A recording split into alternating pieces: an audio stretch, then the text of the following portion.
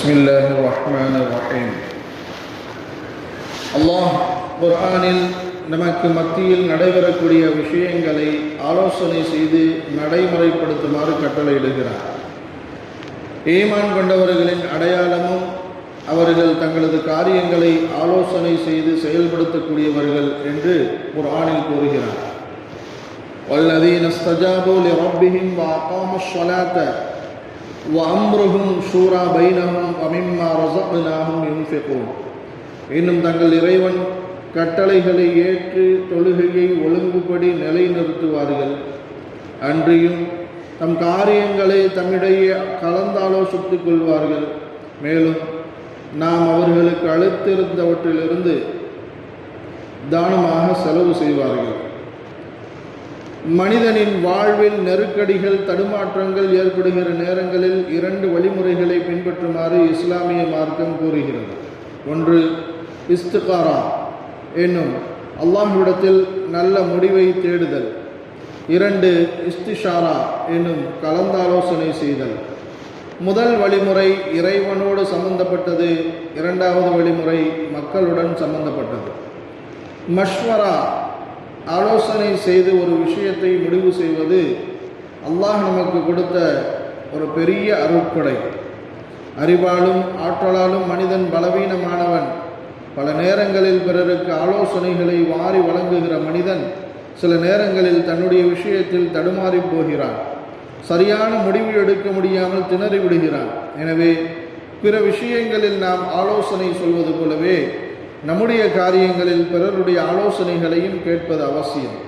அந்த காலத்தில் ஏதேனும் ஒரு விஷயத்தில் முடிவெடுக்க வேண்டுமெனில் காலையில் எழுந்து பறவைகள் எந்த திசையில் பறக்கிறது என்றோ 2 பறவைகள் சேர்ந்து நிற்கிறதா என்றோ பார்ப்பார்கள். இதன் மூலம் தங்களுடைய காரியம் சிறப்புற நடைபெறும் என்று நம்பினார்கள். 2 பறவைகள் சேர்ந்தால் போல் நிற்கிற சகுனத்தை நற்சகுனமாக நம்புபவராக இருந்தார் ஒரு அரசர். தினமும் காலையில் அந்த காட்சி எங்கே கிடைக்கும் என்று தேடி பிடித்து அரசரிடம் வந்து சொல்வார் அமைச்சர். அவர் ஒரு நாள் 2 பறவைகள் சேர்ந்து இருப்பதை பார்த்து அரசரிடம் வந்து அதை தெரிவித்தார். அரசர் வந்து பார்ப்பதற்குள் 2இல் 1 பறவை பறந்து சென்று விட்டது. அந்த மந்திரிக்கு அரசர் தண்டனை கொடுத்தார். இது போன்ற மூட நம்பிக்கைகளிலிருந்து மக்களை காத்து நம்முடைய காரியங்களில் ஆலோசனை செய்து ஒன்றை முடிவெடுக்க வேண்டும் என்கிற முறையை கொண்டு வந்தது இஸ்லாம். 3 விஷயங்களிலிருந்து நமது மார்க்கத்தில் ஆலோசனை முக்கியத்துவத்தை நாம் விளங்கிக் கொள்ளலாம். 1 ஷூரா, ஆலோசனை கேட்பது என்ற பெயரிலேயே குர்ஆனில் தனி அத்தியாயத்தை அல்லாஹ் இறக்கி வைத்துள்ளார். 2 மனிதர்களை படைப்பது சம்பந்தமாக அல்லாஹ் மலக்குகளிடம் ஆலோசனை செய்ததாக ஒரு சம்பாஷணையை மேற்கொண்டதாக குர்ஆனில் சொல்லி காட்டுகிறான். وَإِذْ قَالَ رَبُّكَ لِلْمَلَائِكَةِ إِنِّي جَاعِلٌ فِي الْأَرْضِ خَلِيفَةً قَالُوا أَتَجْعَلُ فِيهَا مَن يُفْسِدُ فِيهَا وَيَسْفِكُ الدِّمَاءَ وَنَحْنُ نُسَبِّحُ بِحَمْدِكَ وَنُقَدِّسُ لَكَ قَالَ إِنِّي أَعْلَمُ مَا لَا تَعْلَمُونَ. நபியே, இன்னும் இறைவன் வானவர்களை நோக்கி, நிச்சயமாக நான் பூமியில் ஒரு பிரதிநிதியை அமைக்கப் போகிறேன் என்று கூறியபோது அவர்கள், இறைவா, நீ அதில் குழப்பத்தை உண்டாக்கி இரத்தம் சிந்துவோரையா அமைக்கப் போகிறாய்? இன்னும் நாங்களோ உன் புகழ் ஓதியவர்களாக, உன்னை துதித்து உன் பரிசுத்தத்தை போற்றியவர்களாக இருக்கிறோம் என்று கூறினார்கள். அதற்கு இறைவன், நீங்கள் அறியாதவற்றையெல்லாம் நிச்சயமாக நான் அறிவேன் என கூறினான். யாரிடமும் எந்த ஆலோசனையும் கேட்க வேண்டிய அவசியம் ரப்பாகிய அல்லாஹ்விற்கு இல்லை. எனினும் அதன் முக்கியத்துவத்தை உணர்த்துவதற்காக இவ்வாறு கூறுகிறார். 3 எந்நேரமும் வஹீயின் தொடர்பிலே இருக்கக்கூடிய நபி ஸல்லல்லாஹு அலைஹி வஸல்லம் அவர்களிடமே ஆலோசனை செய்து எதையும் செயல்படுத்துமாறு அல்லாஹ் கட்டளையிடுகிறார். فَبِمَا رَحْمَةٍ مِّنَ اللَّهِ لِنتَ لَهُمْ وَلَوْ كُنتَ فَظًّا غَلِيظَ الْقَلْبِ لَانفَضُّوا مِنْ حَوْلِكَ فَاعْفُ عَنْهُمْ وَاسْتَغْفِرْ لَهُمْ وَشَاوِرْهُمْ فِي الْأَمْرِ فَإِذَا عَزَمْتَ فَتَوَكَّلْ عَلَى اللَّهِ إِنَّ اللَّهَ يُحِبُّ الْمُتَوَكِّلِينَ. அல்லாஹ்வுடைய ரஹ்மத்தின் காரணமாகவே நீர் அவர்களிடம் மென்மையாக கனிவாக நடந்து கொள்கிறீர். சொல்லில் நீர் கடுகடுப்பானவராகவும் கடின சித்தமுடையவராகவும் இருந்திருப்பீரானால் அவர்களும் சமூகத்தை விட்டும் ஓடி போயிருப்பார்கள். எனவே அவர்களின் பிழைகளை அலட்சியப்படுத்தி விடுவீராக. அவ்வாறே அவர்களுக்காக மன்னிப்பு தேடுவீராக. தவிர சகல காரியங்களிலும் அவர்களுடன் கலந்தாலோசனை செய்யும். பின்னர் அவை பற்றி நீர் முடிவு செய்துவிட்டால் அல்லாஹ்வின் மீது பொறுப்பேற்படுத்துவீராக. நிச்சயமாக அல்லாஹ் தன் மீது பொறுப்பேற்படுத்துவரை நேசிக்கிறார்.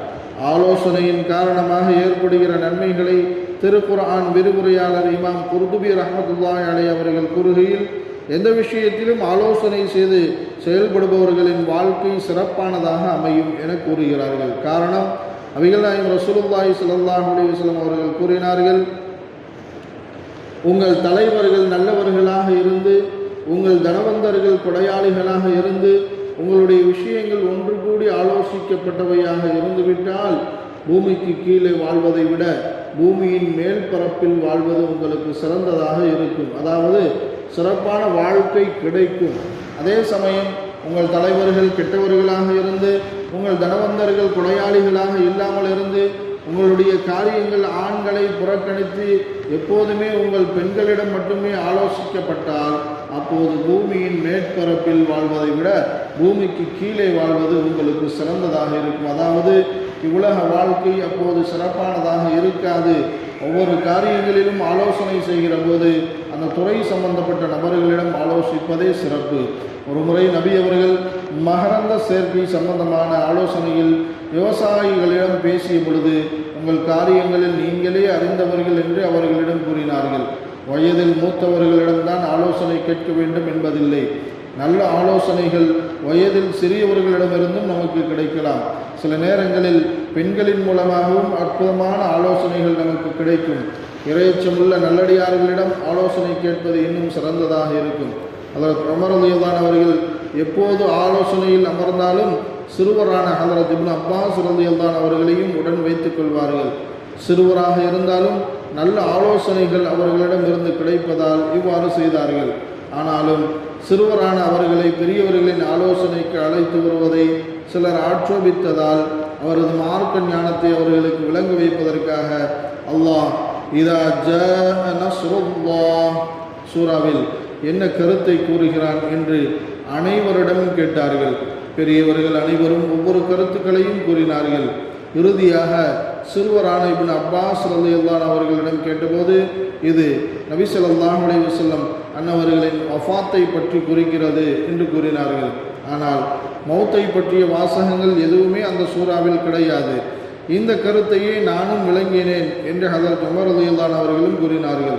மேலும் ஆலோசனை கேட்கப்படுபவர் நம்பிக்கைக்குரியவராக இருப்பது அவசியமாகும். நம்முடைய ஆலோசனைகளில் இருக்கக்கூடிய குறைகள், இரகசியங்கள் ஆகியவை விஷயத்தில் அமானிதம் பேணுபவராக இருக்க வேண்டும். ஆலோசனை கேட்கப்படுகிற நேரத்தில் நம் மனதில் இருக்கக்கூடிய கருத்துக்களை தெளிவாக வெளிப்படுத்திவிட வேண்டும். அந்நேரத்தில் மனதில் ஒன்றை வைத்துக்கொண்டு அதை பேசாமல் ஆலோசனை முடிந்த பிறகு வந்து அது பற்றி பேசி கொண்டு இருக்கக்கூடாது. ஒரு பெண்மணி நபிகள் நாயகம் ரசூலுல்லாஹி ஸல்லல்லாஹு அலைஹி வஸல்லம் அவர்களிடம் வந்து, அல்லாஹ்வின் தூதரே, என்னை பெண் கேட்டு அபூ ஜஹ்ம் மற்றும் முஆவியா ஆகிய இருவர் வந்துள்ளனர். நான் யாருக்கு சம்மதம் கூறுவது என்று கேட்டார். அதற்கு நபி அவர்கள், அபூ ஜஹ்ம் ரலியல்லாஹு அன்ஹு அவர்கள் பிரம்பை எடுத்தால் கீழே வைக்க மாட்டார், அதாவது சற்று கடுமையானவர் அல்லது அதிகமாக பிரயாணம் செய்பவர் என்று பொருள். முஆவியா ரலியல்லாஹு அன்ஹு அவர்கள் பொருளாதாரத்தில் கஷ்டப்படக்கூடியவர், நீ வசதியில் வாழ்ந்த பெண், எனவே இருவருமே உனக்கு தோதுவாக மாட்டார்கள், இருவருமே வேண்டாம் என்று கூறிவிட்டார்கள்.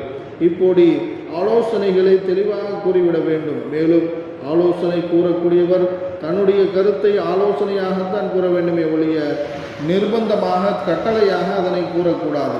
நபிகள் நாயகம் ரசூலுல்லாஹி ஸல்லல்லாஹு அலைஹி வஸல்லம் அவர்கள் தங்களுடைய வாழ்வின் பல்வேறு கட்டங்களிலும் ஆலோசனைகளை மேற்கொண்டு அதன் பிறகு காரியங்களை செயல்படுத்தியுள்ளார்கள். குடும்ப வாழ்விலும் அரசியல் வாழ்விலும் போர்க்கள நிலவரங்களிலும் அவர்கள் மேற்கொண்ட ஆலோசனைகள் ஹதீஸ்களில் நிரம்ப காண கிடைக்கிறது. பத்ர் போரில் ஹதரத் மிக்தாத் ரலியல்லாஹு, ஹதரத் சஅத் இப்னு முஆத் ரலியல்லாஹு, ஹதரத் ஹப்பாப் இப்னு முன்திர் ரலியல்லாஹு போன்ற பெரும் சஹாபாக்களிடம் ஆலோசனை மேற்கொண்டு அதன்படி திட்டங்களை செயல்படுத்தினார்கள். கந்தக் போரில் அகல் போர் ஹதரத் சல்மான் ஃபார்சி ரலியல்லாஹு அவர்களது ஆலோசனையின்படி பெரும் அகழிகள் தோண்டப்பட்டு அப்போரில் வெற்றி பெற்றார்கள்.